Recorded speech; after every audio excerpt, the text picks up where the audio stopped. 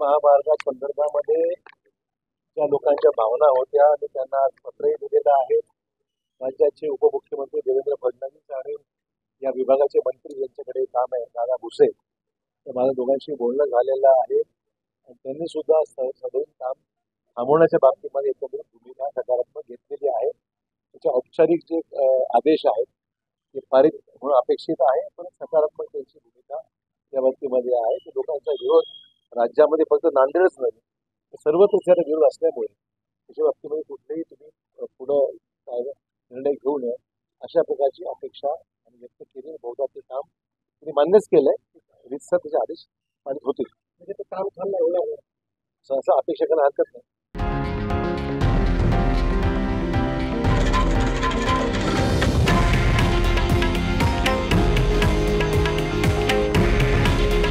हे आहे देशातील नंबर 1 न्यूज नेटवर्क आणि आपण पाहत आहात TV9 मराठी. काळजी तुमची, हित महाराष्ट्राचं.